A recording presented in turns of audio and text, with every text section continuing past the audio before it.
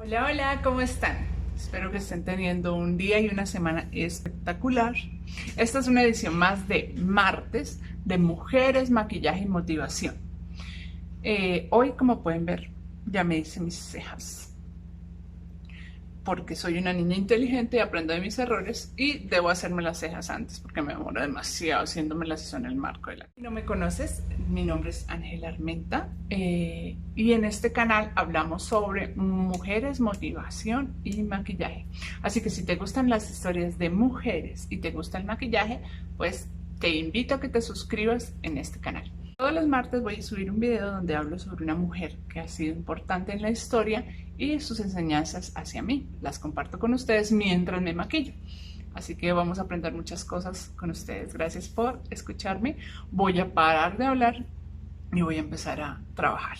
Bueno, la historia de hoy es, o me la encontré pues de casualidad. Siento que la cámara está muy alta. Espérenla un poquito. No te bajes más. Buscando hablar sobre una mujer colombiana y me encontré o recordé a la escritora Ángela Becerra, de quien sí voy a hablar en otro video. Pero buscando la historia de Ángela Becerra me encontré con su último libro, o uno de sus últimos libros, no sé si será el último, que se llama, espérenme porque se me perdió el machete, el libro se llama Algún día hoy. Ella lo sacó, perdón, en el 2019. Y este, Algún día hoy, es un libro que habla sobre una mujer maravillosa que decidí que el video sería de ella hoy. No la conocía y quisiera hablar sobre Betsabé Espinal. Entonces la historia de hoy es sobre Betsabé Espinal. Betsabé Espinal es una hija que en ese tiempo se llamaba natural, o sea, es hija de madre soltera, de una campesina llamada Celsa Espinal. Betsabé tiene tres hermanas de las que no se sabe mucho o no se conoce mucho en la historia. Betsabé empieza a trabajar, recordemos que estos son los años 1910-1915, ¿cierto? Hay que tener ese contexto claro para saber pues cuáles eran nuestros derechos y nuestras obligaciones en esa época, ¿no? Entonces Betsabé, siendo una campesina, empieza a trabajar en una fábrica que se llama Tejidos de Bello, que es de Emilio Callejas. Este señor es un latifundista y hacendado muy rico, que empieza a contratar mujeres, niñas entre los 13 y 26 años, a trabajar en sus fábricas de textiles. Estas fábricas explotaban el algodón y hacían telas, ¿cierto? Era como eso lo que fabricaban. Entonces, en ese tiempo, pues el trabajo era muy, muy manual. Y el tener mujeres trabajando era súper beneficioso para los señores hacendados. Adivinen por qué. Ay, porque las mujeres primero eran sumisas. Todo esto, esta historia me duele en el alma, pero es bueno recordarla. Es bueno recordarla. Las mujeres eran súper sumisas, calladas, obedientes. Entonces eran ideales para un trabajo largo. Además, las mujeres, ya que su sueldo, su salario, no tenía que ver, no era para ellas, sino era como un complemento para su familia, pues su salario no tenía que ser tan alto. Así que las mujeres ganaban entre el 100 y el 250% menos que los trabajadores hombres. Además de esto, las mujeres tenían que trabajar 12 horas seguidas, tenían una hora de descanso. Así que mientras los hombres entraban a las 8 a las empresas, las mujeres entraban a las 6 de la mañana y salían a las 6 de la tarde. Bueno, entonces, 4 horas de trabajo más y del 100 al 250% menos de salario. Pero además de esto, el señor dueño de la empresa y sus capataces tenían varias reglas que aplicaban solamente a las mujeres. Como por ejemplo, las mujeres no debían ir a trabajar con zapatos. Ay, Dios. No podían ir a trabajar con zapatos porque el dueño de la empresa decía que si una mujer se venía en zapatos desde donde estaba hasta su sitio de trabajo, se iba a ir preocupando. Obviamente, acuérdense que estamos en los años 1600, no, sino en los años 1900, donde las carreteras no son pavimentadas ni nada por el estilo.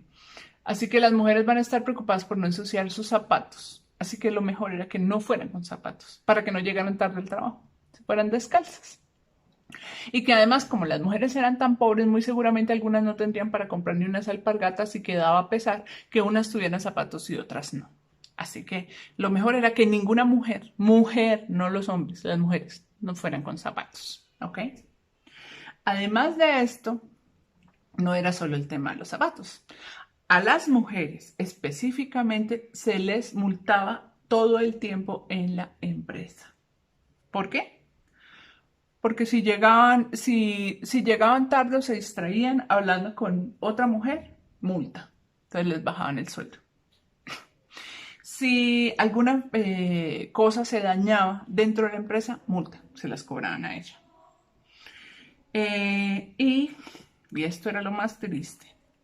Como muchas de esas mujeres eran solteras aún, primero, si no accedían a los deseos sexuales de los capataces, les ponían multa. Así pues que además se tenían que dejar violar de los capataces. Porque acuérdense, en ese tiempo las mujeres éramos menos que los hombres. Y además era muy difícil que le pagaran a una mujer soltera, porque el sueldo lo debía recibir o el papá de la mujer o el esposo o en el peor de los casos el hermano, pero no las mujeres.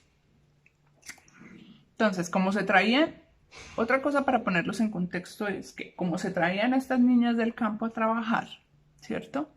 Pues entonces, para evitar que las niñas perdieran su moralidad, hicieron una cosa que se llamaba patronatos obreros. Las mujeres más ricas de Medellín hicieron estos patronatos, la burguesía, donde metían a las niñas como en unos conventos.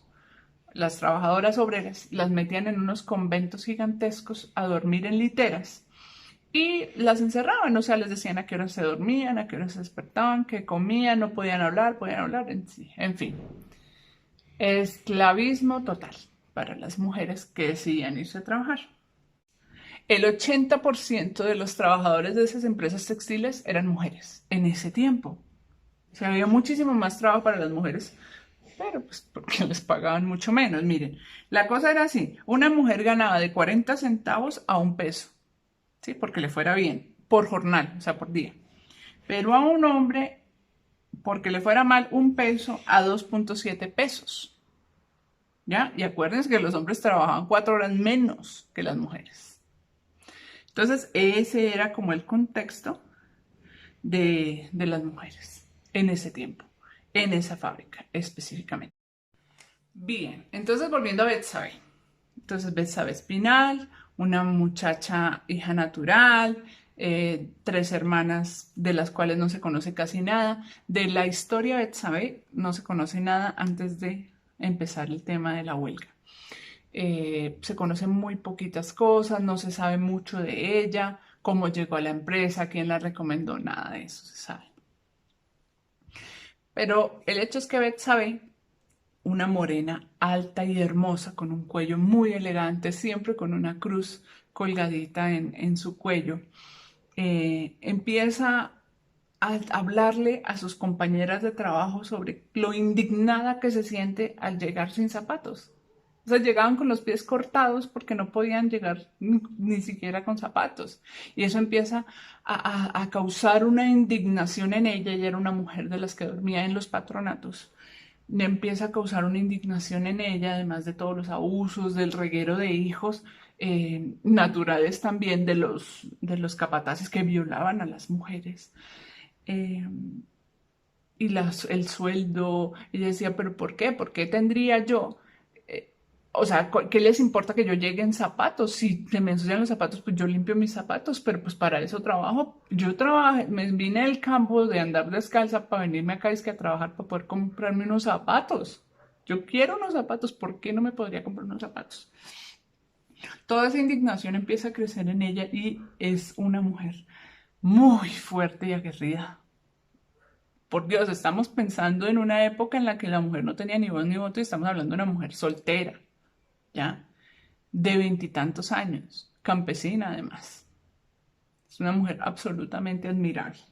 Entonces Betsabé empieza a revolverse ella y a revolver a sus compañeras, como es debido, go girl. Empieza a decirles que no hay razón alguna por las cuales las mujeres deberían aguantarse semejantes abusos, ¿cierto? No existe. ¿Por qué habrían de hacerlo? Así pues que ella es de las que se para encima de las sillas y empieza a decirle a todos que tienen que empezar a luchar por sus derechos, porque ¿por qué siendo las mujeres la mayor fuerza de trabajo? ¿Por qué si las mujeres son mucho mejores trabajando que los hombres en esa época, en esa empresa, por qué ganaban menos? Que eso no era justo. Obviamente sus amigas pues al principio le decían, no, Betsabe, te vas a meter en problemas, te van a sacar de la empresa, etcétera. Pero ella seguía, no, es que yo no estoy peleando con nadie, yo lo que estoy exigiendo son mis derechos justos, ¿cierto? En ese tiempo pues obviamente empezaba todo el tema del sindicalismo y de hecho ya habían organizaciones sindicales, pero ahí en Antioquia no había sucedido nada y muchísimo menos con mujeres. ¿Ya? Esto de las empresas y las mujeres trabajando así, casi que como esclavas, era en todo el país. Pero allá el movimiento sindical no se había dado en Medellín y en Antioquia muy poco. Entonces el 12 de febrero, Betsabe con un grupo de compañeras, y esto es muy importante, con un grupo de compañeras y amigas, Teresa Tamayo, Adelina González, Carmen Acevedo, Rosalina Araque, Teresa Piedradita, Matilde Montoya. Todas ellas se organizan pliego de peticiones, ¿cierto? Su pliego de peticiones. Que no es más sino la exigencia de derechos mínimos. ¿Saben qué pedían? Poder ir con zapatos. Un sueldo igualitario, ¿cierto? Porque sí trabajo lo mismo. Y por favor, o sea, 8 horas de trabajo como los hombres. Poder usar el baño de manera adecuada. Y eso era lo más importante, que nunca más volvieran a abusar sexualmente de ellas ni multarlas porque no se abusaran sexualmente, porque no se dejaran abusar. Que no hubiera multas por eso. Y es que el abuso hacia ellas era no solo indigno, sino que además era, o sea, tenían todas las de perder. Porque resulta que si alguna de ellas denunciaba el abuso sexual del tipo, pues o no le creían y la echaban del trabajo, o le creían y la metían en una casa que se llamaban, no me acuerdo el nombre, ¿cómo era? Dice que Casa de Mujeres para las Mujeres Arrepentidas, ¿ya? Que era, hagan ustedes de cuenta, como un sanatorio, donde metían a las mujeres que eran indignas. Háganme el favor, o sea que si abusaban de ellas, lo mejor para ellas era quedarse calladitas en ese tiempo. Era lo mejor. Tenían todas las de perder si se ponían a hablar de lo que les pasaba. Ay, así pues que en esta época estamos, ¿cierto? Y el 12 de febrero de 1920 empieza la huelga. Las señoras Betsabe Espinal, Teresa Tamayo, Adelina González, Carmen Agudelo, Rosalina Araque, Teresa Piedrahíta y Matilde Montoya se organizan, se paran en la puerta de la empresa y empiezan a decirle a todas las mujeres que van a entrar a huelga, que se ayuden, que se colaboren, porque necesitan salir de tanto abuso y pedir sus derechos. El pliego lo escriben, porque además ya saben escribir, bien por ellas. Lo escriben ellas pidiéndoles lo que les dije, que puedan venir con zapatos, sueldo igualitario, horas para asearse, para ir al baño que no abusen sexualmente de ellas, que se evalúe muy bien el tema de los castigos, de las multas que que les pasaban. Y listo, no eran cosas, no eran el gran pliego de peticiones, era pura cosa igualitaria. De hecho, ellas invitaban a los hombres a que se unieran a la lucha, a que se unieran a esa pelea que tenían, porque de los hombres también se abusaba mucho. Entonces que empieza la lucha y la vaina es tan fuerte, o estas mujeres son tan fuertes, que empiezan a unirse muchas más mujeres a la lucha. Ellas son como muy sensatas hablándole a las otras mujeres, les dicen, miren, únanse por favor, esto es para todas. A los hombres que no se unen, porque obviamente los hombres empiezan por no unirse a la causa de ellas, pues es como lo obvio, digo yo. Al fin y al cabo solo estaban pidiendo como cosas que no tenían las mujeres. A los hombres que no se unían a la lucha se pararon en la puerta y los veían entrar y empezaron a gritarle groserías como polleros, cobardes, bueno, en fin, porque los invitaban a unirse a esa lucha que al final de cuentas era para trabajadores, ¿verdad? Les decía que si no los habían parido una mujer, que algún día tendrían hijas, etc. Cosas absolutamente ciertas. En esa huelga pasaron hambre. Ellas se apostaron afuera de la empresa e hicieron que cada vez más mujeres y más mujeres se unieran a esta empresa. Al final fueron más de 400, entre 400 y 500 trabajadoras que se pararon fuera de la empresa. Y los hombres empezaron a apoyarlas, la empresa le tocó parar porque al final de cuentas solo había personal suficiente para aceitar máquinas y medio hacer aseo. Todo el personal estaba afuera apoyando la lengua, la lengua, la huelga. Era increíble ver a Betsabe parada sobre una silla con un megáfono de estos antiguos, no de pilas ni nada de eso, sino solo el aparato, gritándoles a todo el mundo que merecían tener un trato digno, que lucharan por sus derechos. Ellas se fueron hasta Medellín, las entrevistaron muchos diarios, entre ellos El Espectador y El Luchador. Ahí está la única foto que existe de Betsabe, que es muy bonita. Yo la voy a poner casi todo el tiempo en el video acá. Es una lástima que no existan fotos de todo su grupo, de todas estas mujeres que lucharon con ella. No hay fotos. Qué pesar. Quisiera haberlas visto a todas, ver sus caritas. Y Betsabe consiguió lo imposible. Bajaron 2 horas, Betsabe y su grupo consiguieron lo imposible. Después de 22 días de huelga, bajaron 2 horas, o sea, ya solo tenían que trabajar 10 horas. El sueldo fue igualitario. Obviamente echaron las capataces que eran violadores. Las horas del baño, podían trabajar con zapatos. Así que para ellas fue un triunfo. Después de la huelga, Betsabe se perdió del mapa y solo se sabe que murió electrocutada. Betsabe muere en 1932 en su casa en Medellín. Muere electrocutada el 16 de noviembre de 1932. Ella pasó al olvido tristemente pasó al olvido después de la huelga. Muchas veces hemos escuchado a las mujeres cómo se supone que entre mujeres no podemos trabajar unidas, que las mujeres no hacemos buen equipo con las mujeres. Pero Betsabe y sus amigas son el ejemplo de que todo eso es falso. Las mujeres estamos llamadas a trabajar en comunidad, juntas. ¿Por qué? Porque nos entendemos, porque entendemos nuestras necesidades, porque tenemos una inteligencia natural, ¿sí?